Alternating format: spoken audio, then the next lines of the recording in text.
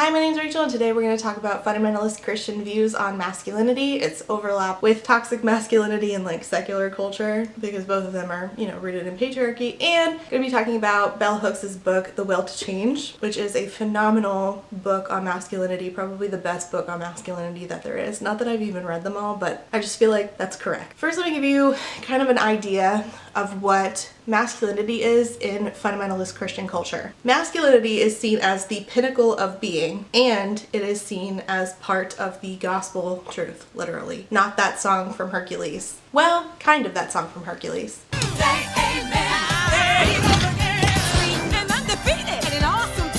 The way that men and women, girls and boys are supposed to act and interact with each other is beaten into us who grew up in Fundyland from a young age. The main people that taught me about how I needed to interact in my family were not my actual biological dad, who is fundy but in his own way. It was more of my mom, my sister, and my mom's husband, who came into my life when I was about 10. So for instance, my mom would drop me off at school in the morning. I went to a fundamentalist Christian school, and she would tell me, "I love you, goodbye," and the last thing she would tell me before she left was, "Don't chase boys." Now, being like 7 years old, I'm thinking she means literally, don't chase boys. So I would tell boys on the playground who wanted to play tag, "Sorry, I can't chase you." And then as I became older, which isn't this just like typical of Fundyland where they like say things but they don't want to like overtly say it? What she actually meant was I was not to pursue crushes on boys. And this was not because of it being wrong to do so in a general sense, like to have crushes. The problem was that I was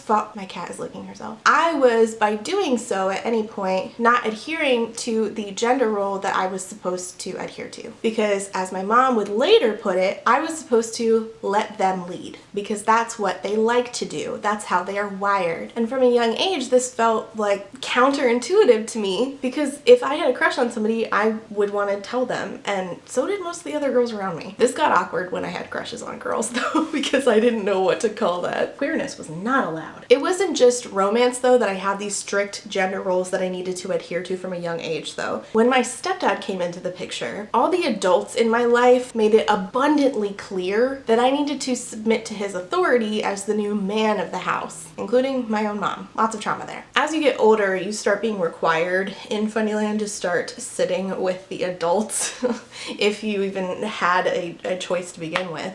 A lot of us started to be required to sit in the adult part of church instead of, having like a youth group or a kids area to go to, starting at like age 10 or 11. And it's incredibly fucking boring in my opinion. And one of the sermons that would come up regularly in Fundyland, stop licking yourself. You're ruining my audio. One of the sermons that comes up regularly is the pastor, almost always a man, comes up and then sometimes he brings his wife to kind of be like, "Aw, shucks, pal, you're such a man." And they talk about gender roles. And they try to put forth this idea that they're talking about things from a scientific stance. And part of this comes from the fact that guy who like headlined all of this gender role fundy shit, was James Dobson, who is a psychologist. Do I question his board certification? Yes. They say things like men are like waffles and compartmentalize everything, and women are like spaghetti and everything's a messy interwoven system. Psst. Stop licking yourself. They reference the same books every time they,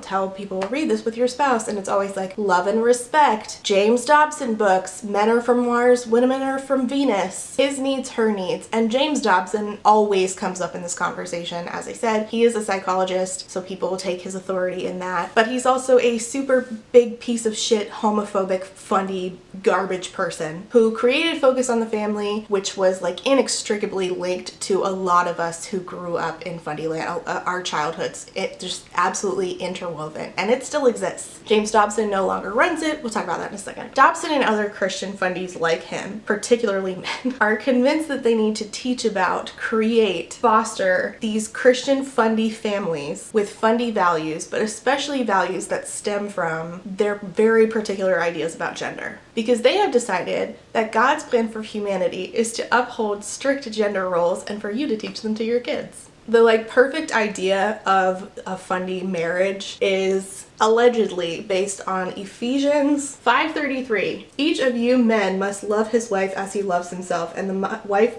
and the wife must respect her husband. And James Dobson, stupid fucker, says the sexes are designed with highly specific but quite different psychological needs. Each is vulnerable to the other in unique ways. When reduced to the basics, that's always a good idea. It's always a good idea to reduce people to basics instead of, seeing them as intricate persons with different needs and let's not do that. Let's reduce people. Women need men to be romantic, caring, and loving. Men need women to be respective, supportive, and loyal. These are not primarily cultural influences that are learned in childhood, as some would have us believe. They are forces deeply rooted in the human personality. Again, the basic needs of each gender are straightforward. Women need to be loved all year round, and men need to be respected, especially when the going gets tough. Love and respect. It's an unbeatable combination. It actually can be beat, though. Beat into my brain my entire upbringing. While James Dobson is no longer with Focus on the Family, I'm actually going to talk about that in a different video. He does have his little thing he runs now. I'm just going to reduce it to little things since we're reducing things now.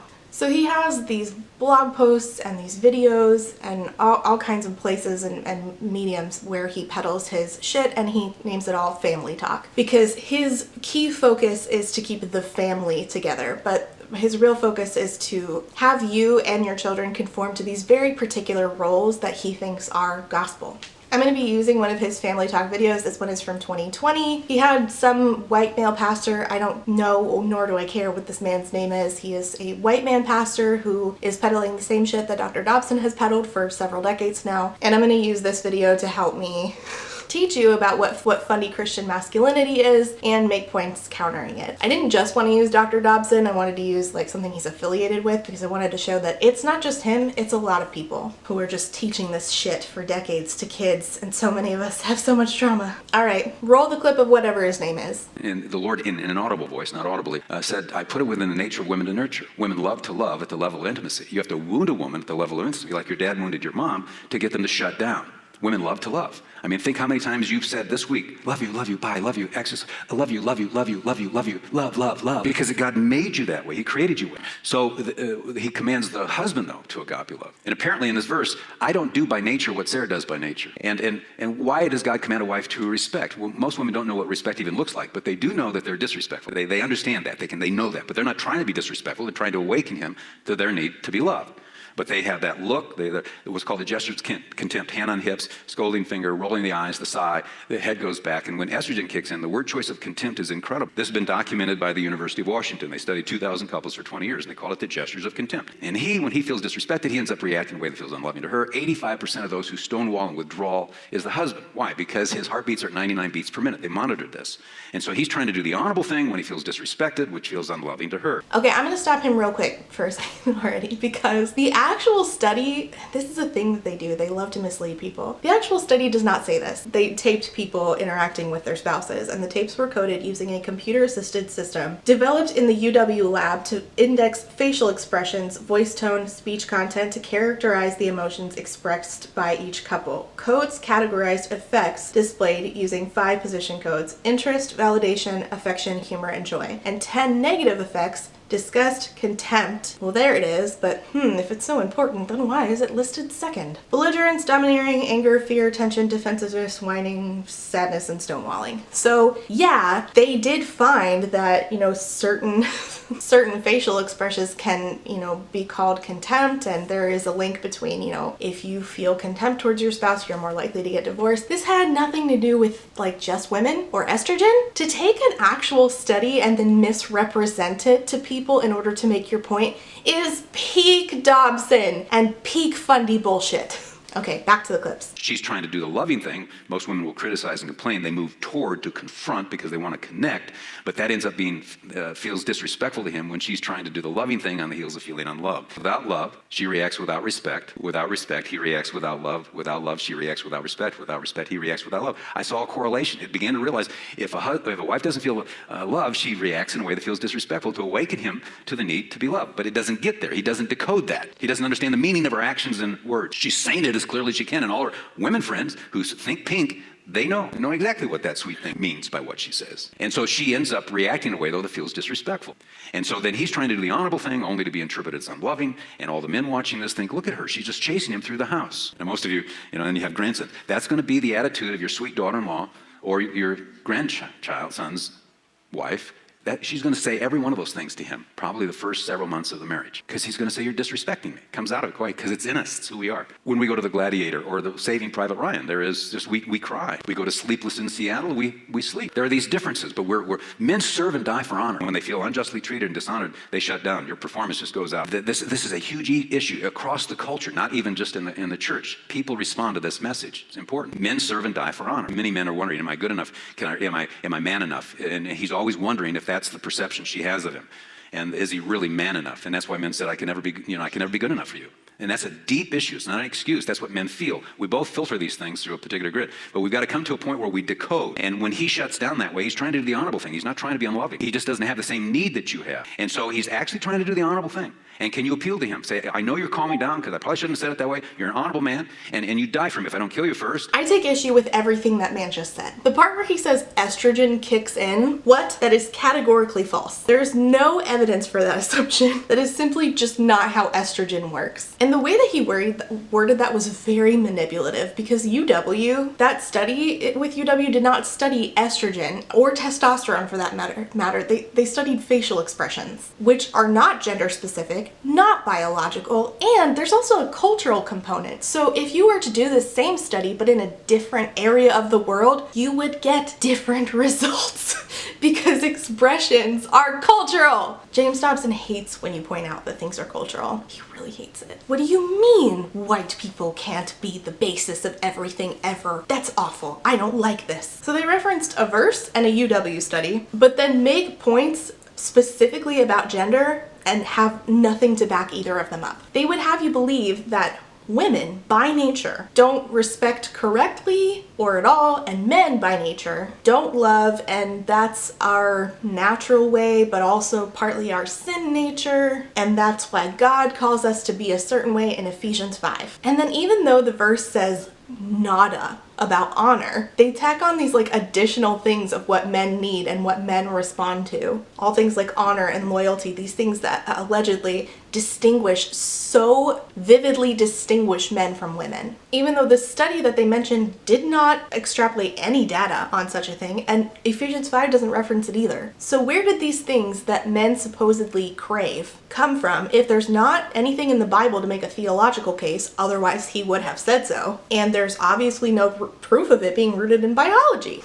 Gee, James, I wonder, where could it have come from? If there was a biblical case for why men are asking, am I man enough, and only crying over movies like Saving Private Ryan but not Sleepless in Seattle, if there was a biblical case, if there was some sort of biological case, why would they not have made it? Why not? Because it doesn't exist. James Dobson, in that quote from earlier, already tried to dissuade you from thinking that it was cultural. But it is. He's like, no, it's not culture. Some people would have you believe that, but that's not true. But it is. This video that I just played for you has this part about mothers and sons that I want to point out to you. And remember that this video talks about women naturally disrespect and men want honor and loyalty and respect. So keep that in mind when I play this clip. What was interesting, by way of another little comment though, wives began to write me who had gone to the Love and Respect conference, and they said, hey, my boy's male. And began to respond to this, they began to apply it, I should say, to their sons, using what I call respect talk. You're an honorable young man. You're an honorable young man. And I know when you get to be 16, 17, you die for me because you're an honorable man. But for the world of me, I can't figure out why in the world you're not doing what I'm asking. Now, would you please get up there and clean your room? I said, if you use those words, watch what happens in the spirit of the boy. Well, these women began to do this and write me. So we wrote the mother-son book, how mothers were applying what I call the respect effect to their boys and what these boys were doing in response. And that whole book is testimony after testimony of mothers who began to realize this is just blew them out of the saddle. I mean, they just couldn't believe what was happening because women want to connect. So they asked 100 questions of their boys, and boys are not going to always respond to that. They just shut down. How do you then energize them? How do you have that sense of connection? And we had a whole new phase that I didn't even anticipate open up to us on this whole mother-son dynamic. And it applies to a 4-year-old when he starts to be something other than the precious little baby. His mother said, he used to be such a sweet baby, now he's all boy, and it kicks in at age 4, meaning that the all boy is not sweet. They don't figure that out. But it works to the 40-year-old son as well. If he were to just ask some simple questions to himself about what he just said, he would disprove his own hypothesis, and Dobson's for that matter. He describes a 4-year-old boy as changing. He does not bring up biology here. Ask yourself why. It's because talking about biology would make him look like a fucking idiot. In fact, he brings up no data at all. Doesn't even bring up a Bible verse for that matter. And listen, I know that any chance they get, Dobson and any other white male pastor who's fundy would take the opportunity if there were a verse to back them up on this. He simply refers to some alleged anecdotal evidence about some mom who says, "Oh, my little boy isn't sweet anymore." Okay, and what about girls? Whatever your name is, John. What about girls, John? Do they remain sweet? Why? Why would the girls remain sweet but not the 4-year-old boys?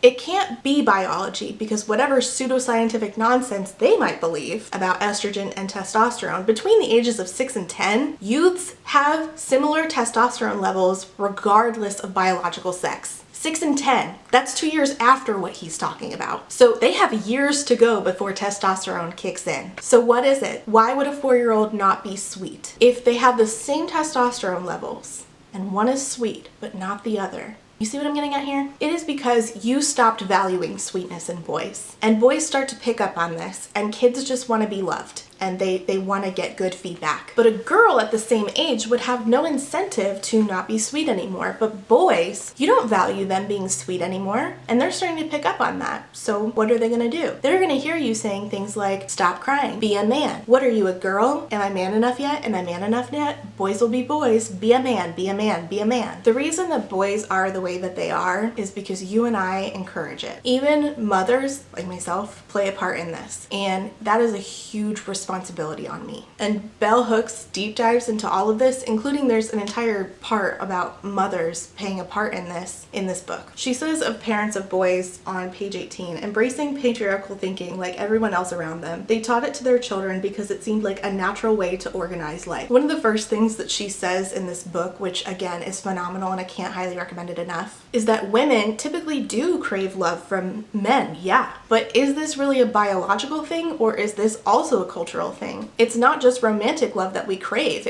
We also crave it from our husbands, or that is romantic love. We also crave it from our fathers and our brothers and uncles and our own sons. We are taught as women to seek that for validation, and men are taught to shut down their emotions, and love is part of being emotional. So this vicious cycle begins where we crave a love that men are taught not to give because it makes them unmanly. It's not about some bullshit biological excuse. It's because as clearly as young as age 4, we are teaching boys not to value their own emotions, including love. So women always seeking love for validation are always reaching for a love that's just out of reach for us because boys have been taught to shut it down. And this is what Bell Hooks calls the first act of violence that causes this cycle. And that first act of violence is against boys. She calls it sort of like the initial denial of feelings. In the book, it says, the first act of violence that patriarchy demands of males is not violence towards women. Instead, patriarchy demands of all males that they engage in acts of psychic self-mutilation, that they kill off the most emotional parts of themselves. If an individual is not successful in emotionally crippling himself, he can count on patriarchal men to enact rituals of power that will assault his self-esteem. Sexist roles restrict the identity formation of male and female children, but the process is far more damaging to boys because not only are the roles required of them more rigid and confining, but they are far more likely to receive severe punishment when they deviate from these roles. So again, if it's not biological, which it simply cannot be because testosterone does not work like that, it's not responsible for a loss of sweetness at 4 years old in boys. And in fact, testosterone deviation does not even happen between biological sexes until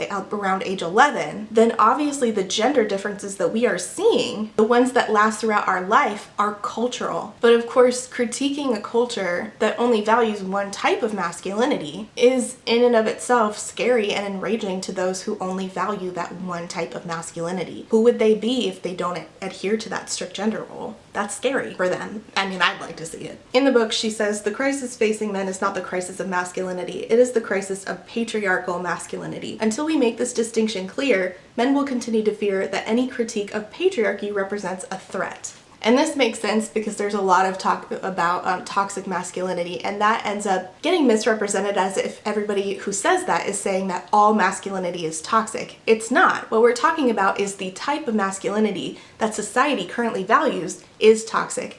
There are other ways to be masculine that are not harmful to the men and boys themselves and to women as a byproduct. But we don't value them. Why? Because we call them feminine, and feminine is seen as less than. Are you seeing why we need feminism? That's like the simplest I can make it for fundies. We typically talk about how feminism is mostly by women for women, right?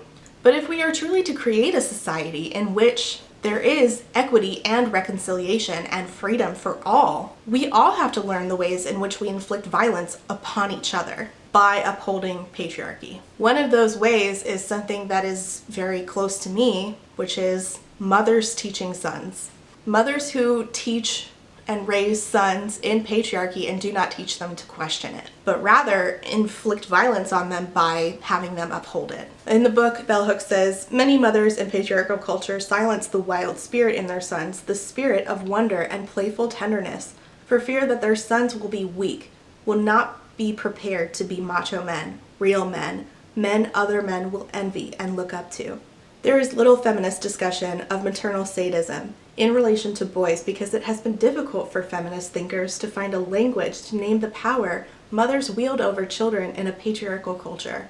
So after the initial violence of the severing of feelings and not allowing boys to grow up into emotionally mature human beings where they are valued for who they are, not what they should be, which is even taught to them by the women in their lives, us as mothers, then what happens is most boys grow up and experience sexual attraction. I say most because obviously we need to account for the fact that not every boy is going to go through this. In secular culture, right, female virginity is seen as like valuable, but a man's is not really worth anything. In fact, it's almost better for a man's status if he's not a virgin. In the book, Bell Hooks says little boys learn early in life that sexuality is the ultimate proving ground where their patriarchal masculinity will be tested. And this sort of overlaps in fundy culture, though it plays out in different ways. So yes, a woman's virginity is seen as valuable, it is seen as a commodity, but it does not overlap in the way that men are seen as more valuable if they have had sex. It's not really either or, it's somewhere in this weird place in the middle where men's virginity,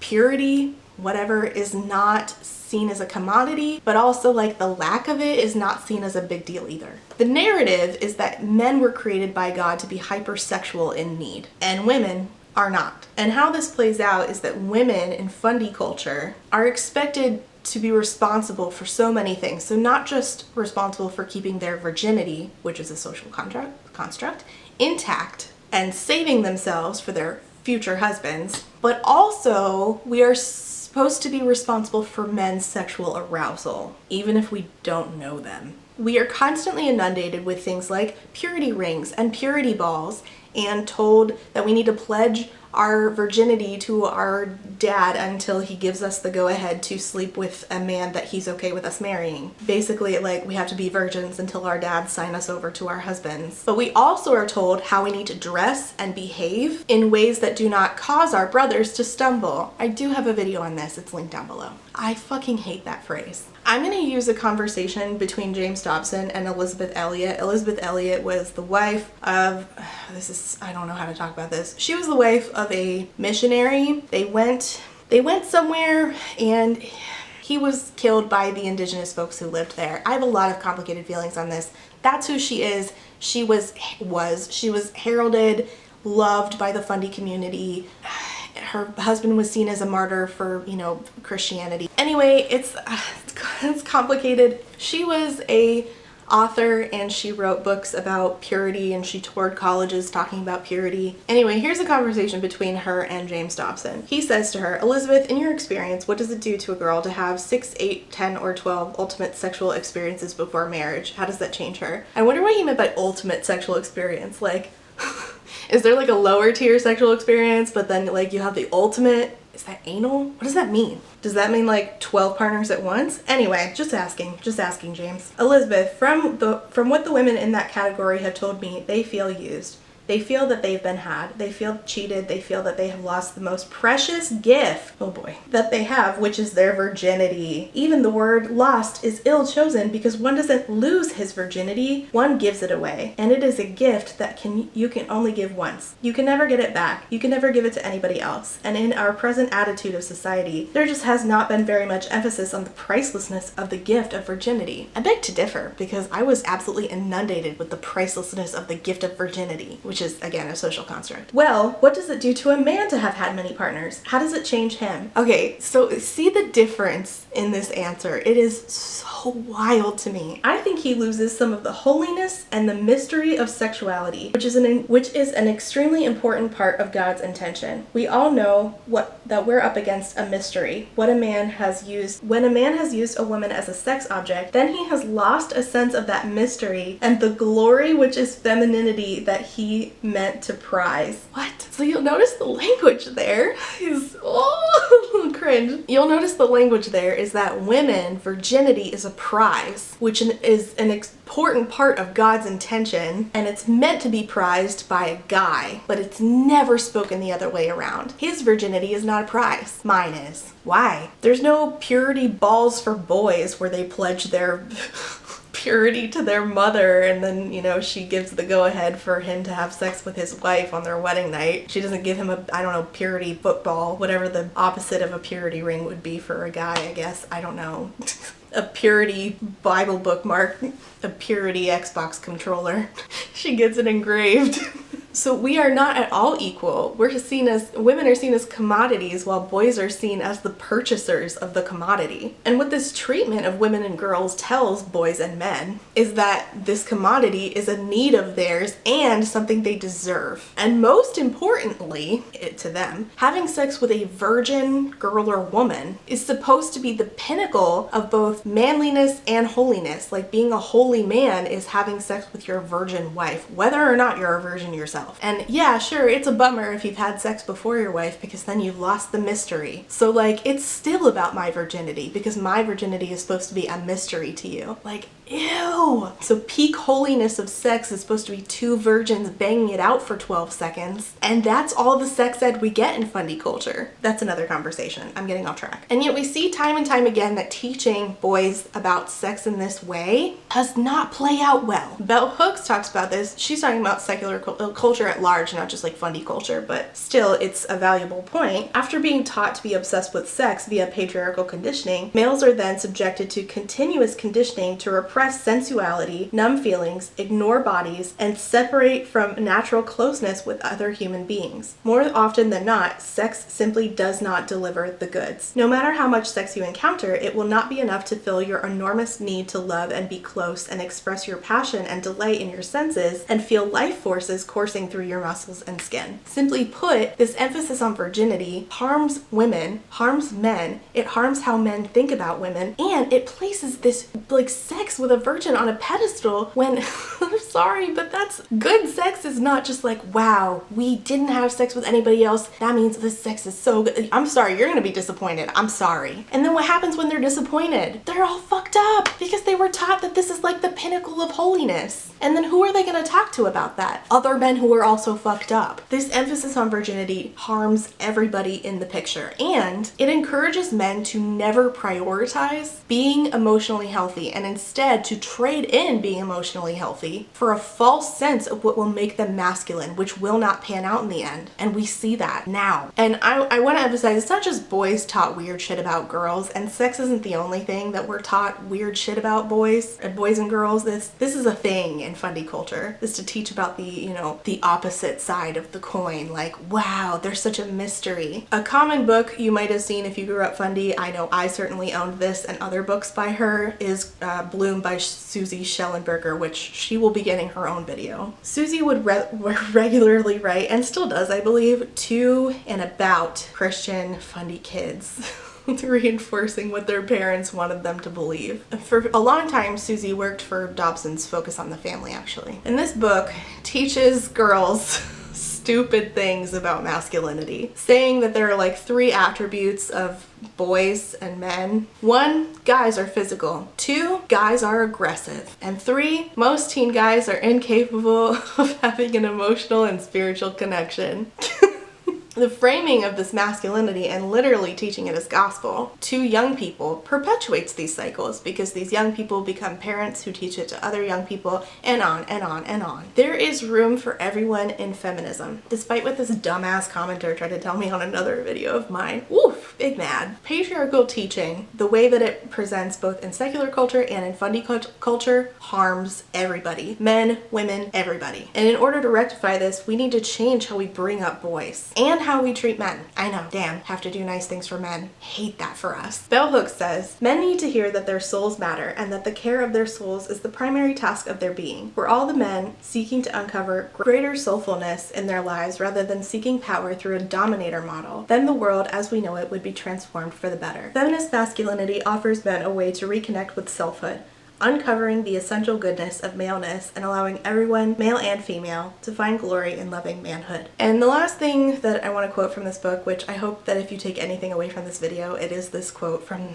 Bell Hooks' book. If you're not going to read it yourself, I hope that this will stay with you. To create loving men, we must love males. Loving maleness is different from praising and rewarding males for living up to sexist-defined notions of male identity. Caring about men because of what they do for us is not the same as loving males for simply being. When we love maleness, we extend our love whether males are performing or not. Performance is different from simply being. In patriarchal culture, males are not allowed to simply be who they are and glory in their unique identity. Their value is always determined by what they do. In an anti-patriarchal culture, males do not have to prove their value and worth. They know from birth that simply being gives them value, the right to be cherished and loved. So that's it. That's a brief.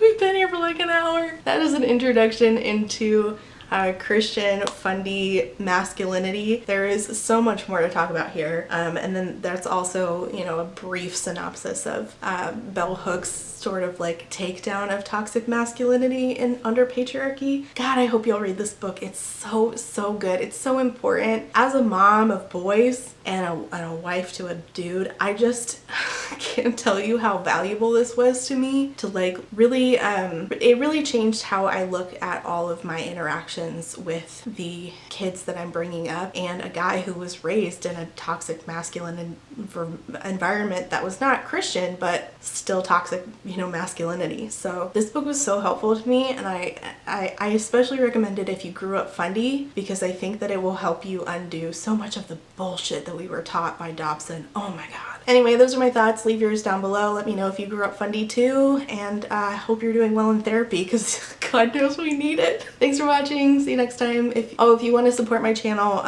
the link to my Ko-fi account is down below. Let me know if there's any other parts of fundy upbringing you want me to talk about. Oh, I wish y'all could see my cat right now. She's snuggled up in a blanket. So cute. Okay, thanks for watching. Bye.